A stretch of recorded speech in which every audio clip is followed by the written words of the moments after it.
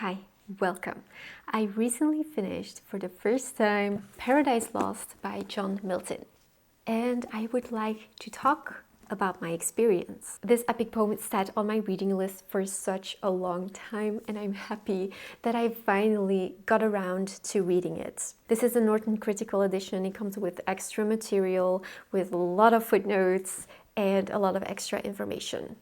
I'm going to share my experience and my advice with you today. So, this was the first narrative poem that didn't rhyme. This was apparently very shocking to readers back then. So much so that John Milton had to include a message in the second printing of this poem. He said he didn't want it to rhyme because it restricted him and it reduces the spirit or life from a poem. I would describe this as a biblical version of Homer's epic poetry. I feel like this poem comes with two challenges.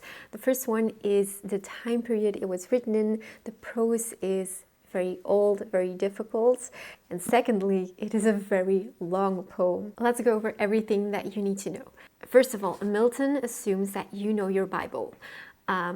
And we have the creation of the world, Genesis, we have the fall of Lucifer, we have Adam and Eve in Eden, and of course we also have the temptation and the fall of humankind. What I really like about this edition is that it comes with sections from the Bible that you can read before you dive into the poem itself. I'm going to tell you the selection that the Norton Critical Edition has made, and I hope if you don't have this edition that it will be useful to you. So we have Genesis 1, Genesis 2, Genesis 3, from 11, from 12, Exodus 14, Psalms 104, 114, 148, and then we have Isaiah from 6, from 9, from 40. Then we have Ezekiel 1, we have Mark from 13, we have Acts from 13, 1 Corinthians 15, we have Revelation 12, 20, 21, 22, and that's it. So these are the selections from Norton Critical Edition. Secondly, Milton writes in long, winding sentences. I really had to get used to the style. And when I first started reading the poem, I thought, I'm never gonna get through this. I cannot do this. It's above my head. But it turned out that I just had to give myself some more time, and I'm very glad that I did. What I really struggled with was the rhythm of the poetry. I am not used to reading poetry, and it is something that I really need to work on. But everything changed for me once I coupled it with an audiobook version, and I didn't do the entire poem with audiobook version. I just did sections of reading and listening, and it was especially useful the first couple of books to just get used to the rhythm and to know where to pause. So I did a combination of coupling with the audiobook, reading out loud without the audiobook, and just reading in silence. I do feel that this is a kind of work that you need to hear for some reason. And also I stopped worrying about the footnotes. Let me show you how many footnotes there are. I don't know if you can see, but there are so many footnotes here, and when I started reading, I read every footnote, but I soon gave up, and I'm happy that I did, because it's just impossible to understand everything on the first reading. I stopped, and I just went with it, and I just read it without bothering with the footnotes. It was too much for me. There's always a second time to return to it. The first time I just wanted to read the poem without worrying too much about understanding everything. Also good to know is that Satan is intentionally charismatic. He was my favorite character from this poem. He was intense and dramatic, and actually kind of funny. I do want to read some sections to you that I annotated in my copy.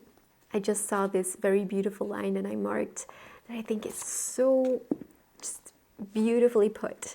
And with him fled the shades of night. And with him fled the shades of night. That's so beautiful. Okay, so here is one of Satan's sections.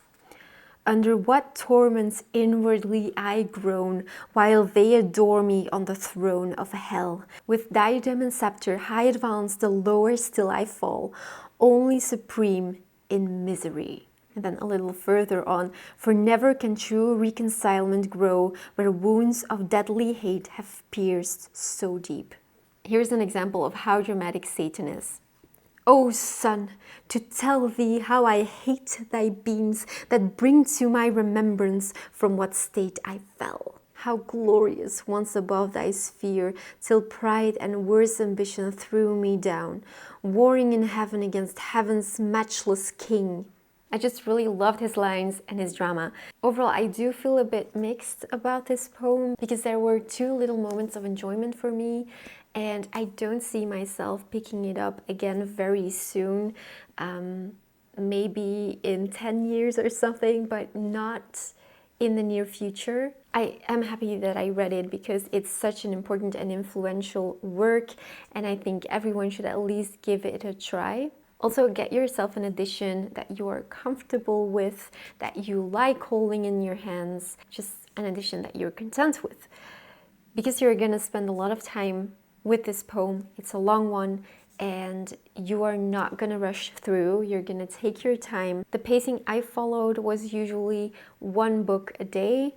I didn't read every day. Sometimes I skipped a day, but I usually did finish a book, because it's divided into 12 books.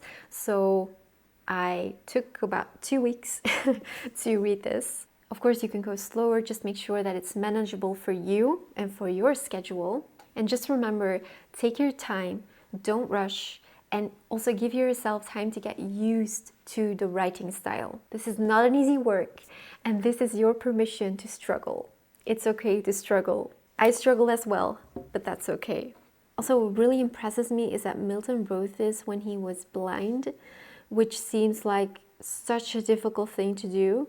But yes, I'm happy I read it and that I got through. It doesn't really matter if you're religious or not, but I do believe that if you're religious, you will enjoy this way more, especially because it gets easier when you know your Bible. I do by far prefer Homer's poetry, but I do think that everyone should at least give this a try. I hope this video was somehow useful to you. Thank you so much for watching, and I hope to see you next week.